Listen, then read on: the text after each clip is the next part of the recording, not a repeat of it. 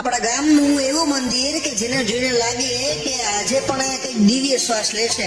પ્રગટેશ્વર મહાદેવ 12 સદીથી પણ જૂનું, પણ તે જેવું કે સમય પણ નમન કરે. ક્યારેક અહીંયા અમરગીરી બાપુ આવ્યા હતા અને આજે પણ તેમની કમર પૂજનની ખાંભી આ મંદિરનો જીવંત સાક્ષી છે. અહીંયા તેમની પવિત્ર સમાધિ સ્થિત છે, જ્યાં દરેક શ્વાસમાં શાંતિ અનુભવાય છે.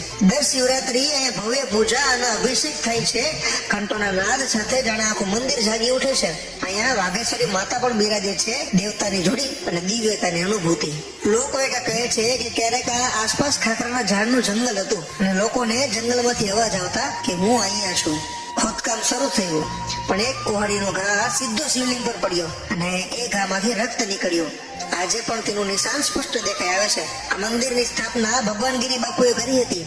પ્રગટેશ્વર મહાદેવ મંદિર આ માત્ર મંદિર નથી, પણ આપણા ગામની હજારો વર્ષથી જીવતી શક્તિ છે. હર હર મહાદેવ.